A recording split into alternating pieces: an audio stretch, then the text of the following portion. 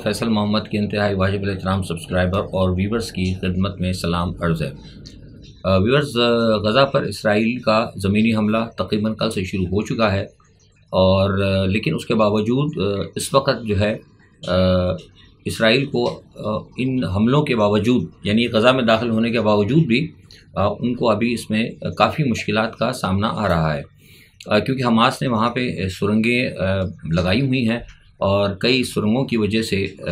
ऐसी जगहें हैं खुफिया जिनकी वजह से जब वो इसराइली फोर्सेस अंदर दाखिल जहाँ होती हैं गज़ा के अंदर, तो वहाँ पर फिर उनके ऊपर जो है वो छुप कर हम बड़ा कामयाब हमला करते हैं। लेकिन ये जो एक सूरत हाल है, ये जो चूहे बिल्ली का जो खेल है, ये ज़्यादा देर जारी नहीं रहेगा। उसकी वजह यह है कि इस वक्त इसराइल ने गज़ा की जो बॉर्डर है उस पर तकरीबन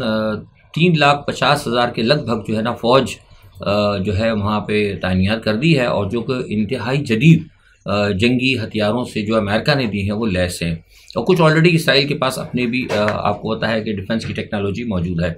अच्छा, इस वक्त सूरत हाल ये है कि तमाम तर कोशिशों के बावजूद यूनाइटेड नेशन भी कह रहे हैं, मतलब जो कह रहे हैं आपको पता है, जिस तरीके से कह रहे हैं सब ज़बानी जमा खर्च है, हो कुछ नहीं रहा, लेकिन सूरत हाल ये है कि अबतर से अबतर होती जा रही है। इस वक्त जब मैं आपसे बात कर रहा हूँ तो आज सूरत हाल ये है कि 2500 से ज़ायद बताया जा रहा है कि फ़लस्तीनी शहीद हुए हैं। और ये जो मैं आपको आदाद शुमार दे रहा हूँ, ये मैं फ़लस्तीनी रेड क्रॉस जो जहाँ पे कि मगरिब के लोग भी काम कर रहे हैं, बिल्कुल टोटल इंडिपेंडेंट है ये फिगर्स हैं, इसके अंदर कहीं भी कोई झूठ नहीं है, क्योंकि दोनों तरफ के लोग वहाँ पर मौजूद हैं।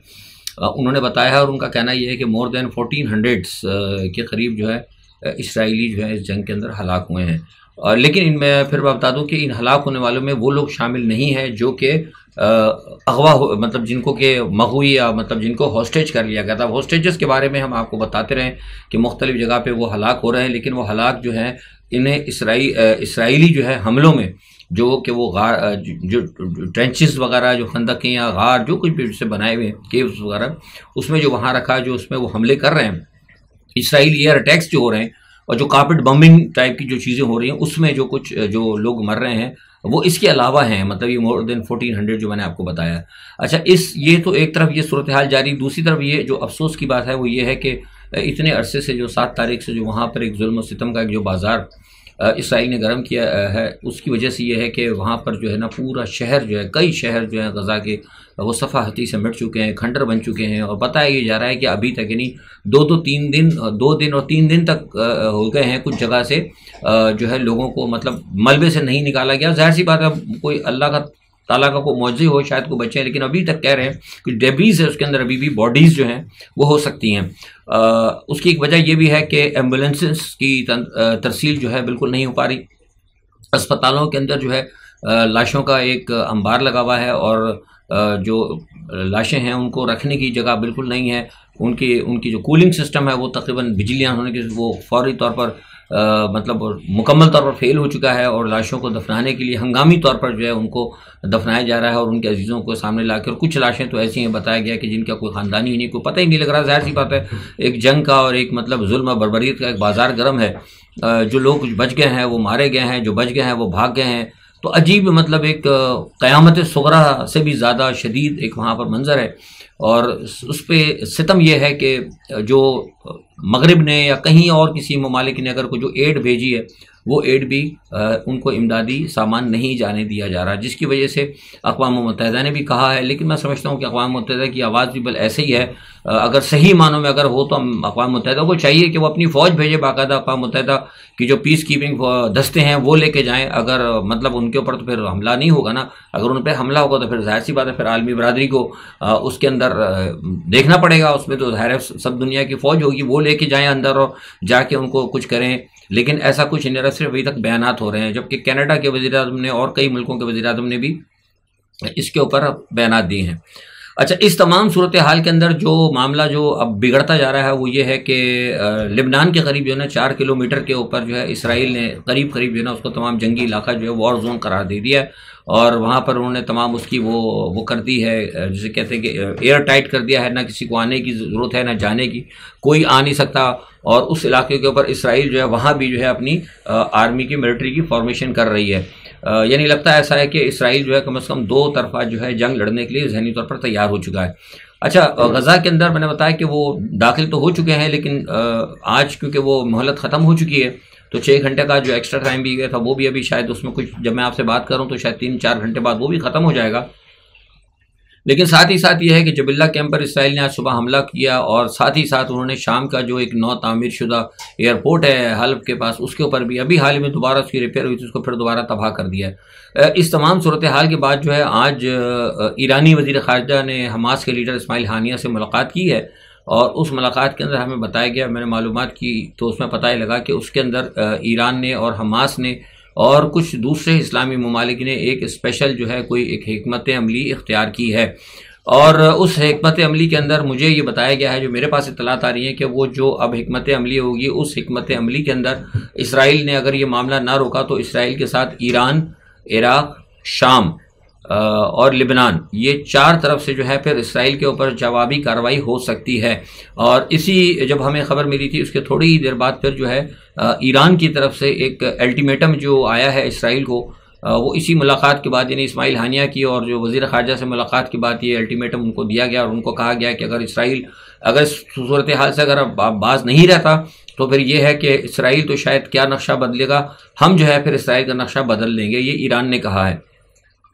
अच्छा, ये तो एक तमाम ये सूरत हाल इस तरफ चल रही है, लेकिन अभी तक मुस्लिम मुल्कों की तरफ से जहाँ से देखा जा रहा है तो मजम्मत तो हो रही है और सऊदी अरब की तरफ से एक बहुत अच्छा इनिशिएटिव आया कि सऊदी अरब ने वाज़ेह तौर पर कह दिया कि फ़िलहाल जो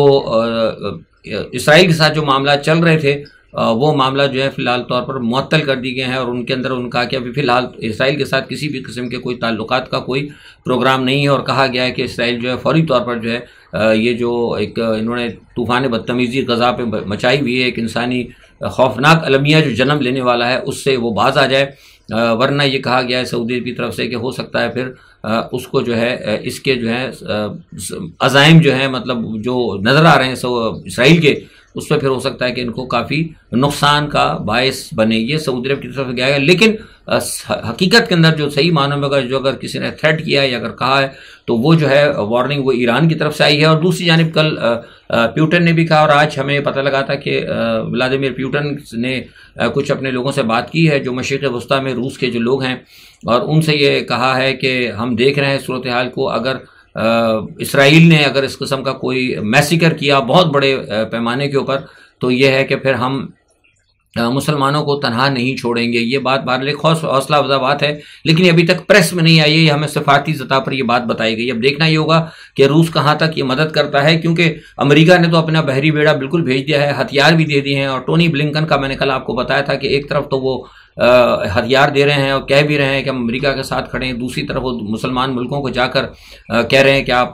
मतलब उसका साथ ना दें, और साथ ना दें बल्कि वो कह रहे हैं कि आप गैर जानिबदार रहें, वो खामोश रहें, आप मजम्मत करते रहें, लेकिन आप अमली तौर पर कोई किरदार अदा ना करें। और ये बात उन्होंने जाके सऊदी अरब से भी कही और मुस्लिम ममालिक से भी कही। लेकिन मुझे जो रियाद से पता लगा था वो ये पता लगा था कि उसके ऊपर सऊदी अरब ने इस किस्म का कोई वादा नहीं किया है। गो के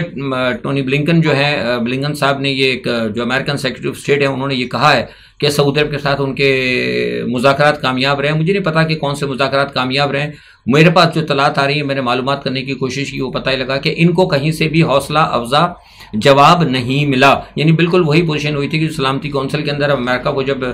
इसराइल को खुली छुट्टी देने के लिए, लाइसेंस टू किल देने के लिए जो अक़वाम मुत्तहिदा की सलामती कौंसिल से इनको जो एश्योरेंस चाहिए थी वो जिस तरह नहीं मिली थी, इस तरह यहाँ भी उनको नहीं मिली। शायद गालिबन एक यही वजूहात है कि अमेरिका ने चीनी वज़ीर ख़ारजा से अपने हम मनसब से कहा है कि वो इस जंग को रुकवाने के लिए अपना कोई किरदार अदा करे। बहरहाल ये कोई मतलब है तो ये बात अगर देखा जाए तो हौसला अफजा है, महसूस तो ऐसा होता है कि अमेरिका को शायद एहसास हो गया हो, लेकिन अमेरिका की तैयारियों को देखते हुए अमेरिका के बहरी बेड़े को वहाँ पहुँचने के बाद और अमेरिका ने जो जंगी जो हथियार जिस तरीके से इसराइल को दिए हैं, और स्टिल जो अभी अमेरिका के जो बयान आ रहे हैं, मुझे लगता नहीं है कि अमेरिका ने इस जंग को रोकने के लिए, या अमेरिका ने, या दूसरे अल्फाज में को पीछे हटने के लिए अमेरिका ने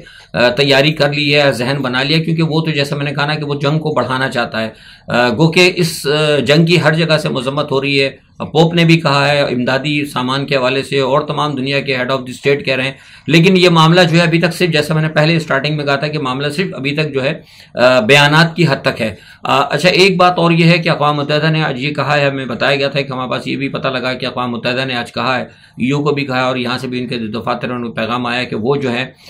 हमास और इसराइल के दरमियान जो जंग हो रही है उसके अंदर जो जंगी जराइम हो रहे हैं उनकी वो तफसीलात जो है वो जमा कर रहा है। अच्छा, अब खान यूनिस का जो इलाका है वहाँ पर भी गज़ा के साथ जो है वहाँ भी सुना है कि तैयारी बहुत है, और वहाँ भी लोगों ने अपना जो वहाँ भी जो फ़लस्तीनी है उन्होंने अपना कोई असला वो भी जमा करना शुरू कर दिया है, और साथ ही उन्होंने कोई अपने जो खाने पीने की खुर्दनोश की जो अशिया है वो जमा करनी शुरू कर दी है, क्योंकि हमास ने कल ये कह दिया, उन्होंने कहा कि हम अपना इलाका छोड़कर नहीं जाएंगे, हम आखिर वक्त तक लड़ेंगे और आखिर वक्त तक शहीद हो जाएंगे। अच्छा, वहाँ से उसके अलावा हमने जब लेबनान में पता किया अपने लोगों से, क्योंकि इस वक्त वहाँ पर बराह रास्त रब्ता जो है गज़ा के पास लोग जो है बात करने से, या कोई भी तज्ज़िया निगार या कोई भी रिपोर्टर जो है वो पैगाम रसानी से इस वक्त बहुत ज़्यादा मोहतात है, बल्कि नहीं इस्तेमाल कर रहे हैं, क्योंकि उनका ख्याल है कि कोई किसी भी खबर भेजने से या कुछ करने से या कोई भी उस किस्म का, अव्वल तो वहाँ इलेक्ट्रिक नहीं है, इलेक्ट्रॉन बिजली की है, लेकिन वो ये कहते हैं कि अगर किसी भी तरीके से कोई पैगाम रसानी अगर कोई डिजिटल होती तो उनको खतरा ये है कि शायद हो सकता है कि उनको वहाँ से उनका जो वेयर अबाउट्स है ना वो कहीं वो ट्रेस हो सकता है। तो कुछ जो खबरें मिल रही हैं वो हमें ज़्यादातर मिल रही हैं लेबनान के बॉर्डर से या दूसरे इलाकों से मिल रही हैं, तो वो उनका या ईरान के साथ जो इलाका है वहाँ से कुछ पता लग रहा है। तो वहाँ ये कहने पता लगा है कि वो लोग जो हैं तैयार हैं, और उनका ये कहना है वहाँ पे जो हमास के ज़राए हैं वो ये कहते हैं कि वो भी खामोश बैठे हैं और वो देख रहे हैं कि अब जब मोहलत ख़त्म होगी और उसके बाद जब इसराइल की जब फौजें दाखिल होंगी तो कहना है कि हमने भी, उनका कहना है कि हमने भी फिर उनको दाखिले के बाद उनको किस तरीके से यहाँ पे हमने उनको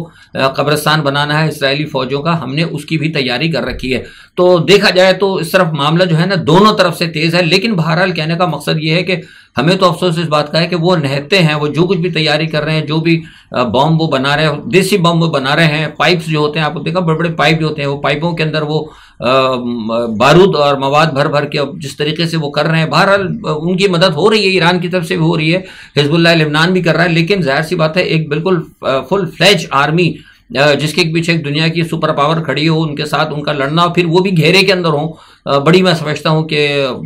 हिम्मत की बात है। बहरहाल ये सारी सूरत हाल है। पाकिस्तान ने भी अब कहा है आज कि वो जो हो रहा है OIC का इजलास, उसमें भी कहा है कि जनाब हम मजम्मत करते हैं। आज पाकिस्तान का आया भी है बयान,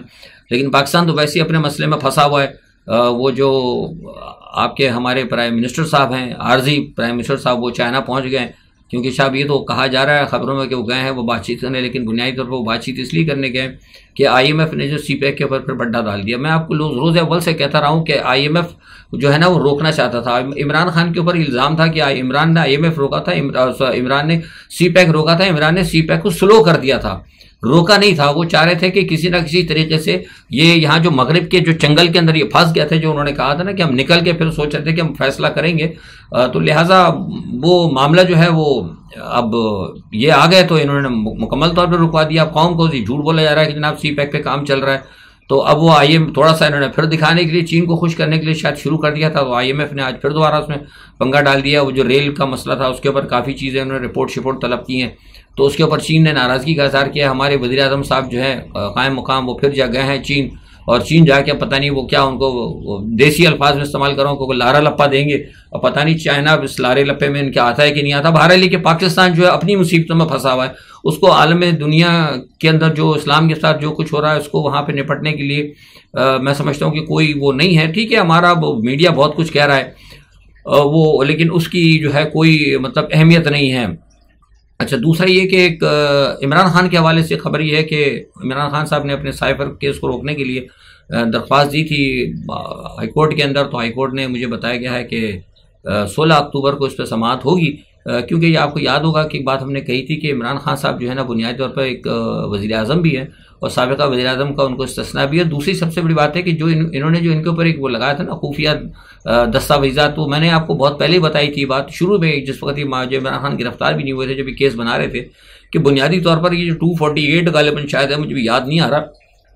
248 के तहत जो है ना इनको इस्तिस्ना हासिल है, गालिबन शायद 248 ही है, था 248 के तहत इनको इस्तिस्ना हासिल है कि इनके ऊपर आर्टिकल 5 नहीं लग सकता सीक्रेट दस्तावेजात के वाले से, क्योंकि प्राइम मिनिस्टर है। बताना चाहूँगा प्राइम मिनिस्टर को राइट होता है कि वो अपनी कैबिनेट से मशवरा करके जो मुल्क और कौम के मफाद में होता है वो बात वो कर सकता है। तो लिहाजा मैं समझता हूँ कि एक अच्छी एक मूव उन्होंने ली है। अब देखते हैं ये कि 16 अक्टूबर को इसके ऊपर क्या फैसला होता है। दूसरा ये कि पाकिस्तान की जो इलाका है, साथ में जो हमारे सरहदी इलाके हैं, वहाँ पर मुसलसल जो है बदअमनी आ रही है और कहीं ना कहीं कोई छोटा मोटा वाक़या होता है। आज पता ही लगा है कि आज वो हमारे सिक्योरिटी फोर्सेस ने कोई बहुत बड़ा दहशतगर्दों का एक ग्रोह है उसको भी जो सरगना था वो सद्दाम हुसैन और उसकी जो पार्टी है उसको सुना उन्होंने जहन्नुम वासिल किया। अच्छी बात है। और साथ में ये है कि कुछ और मालाकंड वगैरह के इलाके से भी बहुत सारी खबरें जो हैं मतलब पाकिस्तान की तरफ से खुद अच्छी नहीं आ रही, लेकिन हमारे अंदरूनी हालात हमारे इस वक्त जो है बहुत ज़्यादा ख़राब है। लेकिन बहरहाल कहीं ना कहीं कोशिशें की जा रही है, हमारे इदारे देख रहे हैं कि उसको काबू करें। अच्छा, दूसरा ये है कि आज एक पाक ईरान की सरहद पे करीब एक शदीद मट्टी का बहुत बड़ा तूफ़ान आया है, जिसकी वजह से बलूचिस्तान के कई इलाकों के अंदर अंधेरा आ गई। पता नहीं क्या मुसीबत है, कोई कुदरती आफात भी आ रही हैं या पता नहीं लाई जा रही हैं। बलूचिस्तान में ऐसा एक हफ्ते के अंदर पता नहीं 2 या 3 दफ़ा ज़लज़ला वहाँ गया है और आज भारत के अंदर भी आया है। बीच में आपको याद है कुछ दिन पहले कहा गया था कि पाकिस्तान के ऊपर भी आ सकता है, और सुनने में तो ये आ रहा है, मैंने आपको हार्प टेक्नोलॉजी का बताया भी था, वो है चीज़ें एग्जिस्ट तो करती हैं, लेकिन अब पता नहीं वो क्या करते हैं नहीं करते, या हो सकता है कि वो हार्प टेक्नोलॉजी को धमकी शमकी लगा के पाकिस्तान को कह दिया हो कि जनाब हम जो जल्जला ले आएंगे तुम, अगर मतलब कुछ नहीं कह सकते आपको। पाकिस्तान के खिलाफ इतनी साजिशें हो रही हैं और अमेरिका का इतना बड़ा जो यहाँ पर एक अड्डा आ चुका है ना, ये इस्लामाबाद एम्बेसी जो अड्डा ही है। मैंने आपको बात पहले बताई थी कि दुनिया की सबसे बड़ी अमेरिकन एम्बेसी थी वो बगदाद के अंदर थी, तो बगदाद का आप हाल देख लें। अब दुनिया की दूसरी बड़ी एम्बेसी जो है ना बगदाद के बाद वो पाकिस्तान के अंदर है, तो पाकिस्तान क्या क्या हशर होता है वो देखते हैं, क्योंकि जहाँ ये अमेरिका जाकर बैठता है वहाँ पर कोई खैर की खबर नहीं आती। आज के लिए इतना ही। अपना बहुत ख्याल रखिएगा। जो भी सूरत हाल होगी इंशाल्लाह कल अपना इस पे तजिया लेके आपके पास दोबारा हाजिर होंगे। अल्लाह हाफिज़।